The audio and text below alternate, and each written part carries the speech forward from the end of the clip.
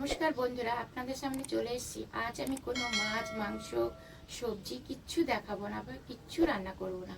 আর শুধু দেখাবো কড়াইশুঁটি। বাজার থেকে 3 কিলো কড়াইশুঁটি কিনে নিয়ে এসেছি। সারা বছরের জন্য কি করে সংগ্রহ করে রাখতে হয় কড়াইশুঁটি, সেটাই আপনাদেরকে দেখাবো।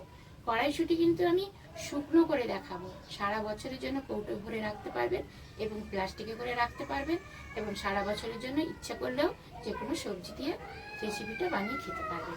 দেখুন, আমি এখানে কড়াইশুঁটি কিনে নিয়ে এসেছি 3 কিলো। এই যে কড়াইশুঁটিগুলো আমি আপনাদেরকে ঢেলে দেখাচ্ছি। আমি কিন্তু খুব টাটকা কড়াইশুঁটি কিনিনি, আমি একটু শুকনো শুকনো দেখে কড়াইশুঁটি কিনেছি। কারণ হচ্ছে এই কড়াইশুঁটিগুলোর বীজগুলো শুকনোই রাখতে হবে, জল লাগালে চলবে না। তাই শুকনো দেখে কিনেছি, এর মধ্যে আর কোনো জল দেব না। আমি এবারে কিভাবে শুকিয়ে আমি বীজগুলো বার করব সেটা আপনাদেরকে দেখাবো। আমি একটা ঝুড়ি নিয়ে নিয়েছি, এর মধ্যে আমি কাগজ পেতে নিয়েছি, এর মধ্যে আমি শুকিয়ে নেব রোদের মধ্যে দিয়ে। এইভাবে দিয়ে শুকিয়ে নেব।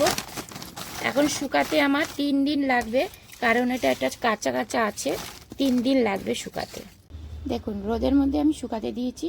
দেখুন, আপনাদেরকে দেখিয়েছিলাম কড়াইশুঁটি আমি শুকাতে দিয়েছি সারা বছরের জন্য সংগ্রহ করার জন্য। এই দেখুন কত শুকিয়ে গেছে, আপনাদেরকে আমি ঢেলে দেখাচ্ছি। তো ঝনঝন করছে, দেখেছেন কি সুন্দর শুকিয়ে গেছে। এইগুলো দিয়েই তো বীজ বেরোবে। এগুলোই তো মাঠে ঘাটে সব এরকম গাছ তুলে ফেলে দেয় শুকাতে, আর মাদুর পেতে, সেই মাদুরে এগুলো এরকমভাবে শুকিয়ে যায়, তারপরে দানা বার করে। এই দেখুন, আপনাদেরকে আমি দেখাচ্ছি দানা। এই দেখুন কত সুন্দর শুকিয়ে গেছে, দেখেন। এগুলোই তো সারা বছরে থাকে, এগুলোই তো দোকানে কিনতে পাওয়া যায়।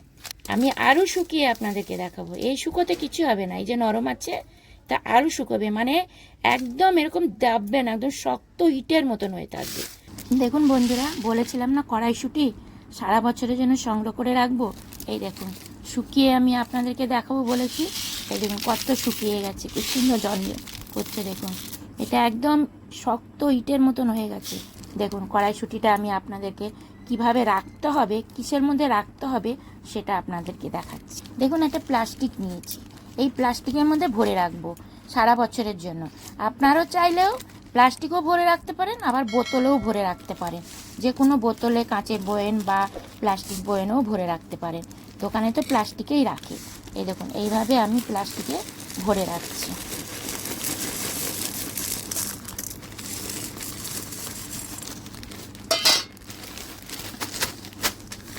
এত শুকিয়ে গেছে যে এটা আর খারাপ হওয়ার কোনো চান্সই নেই।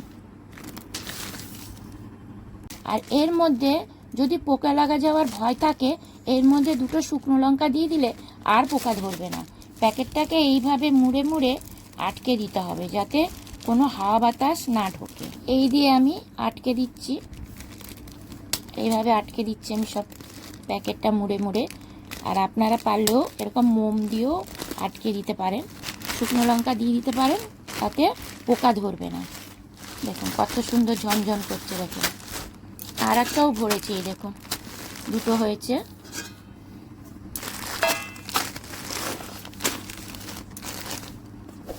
দেখুন কত সুন্দর লাগছে দেখতে, দেখেছেন? এইভাবে সারা বছরের জন্য সংগ্রহ করে রাখবেন আপনারা। আমার এই ভিডিওটা কেমন লাগলো অবশ্যই লাইক কমেন্ট করে দেবেন।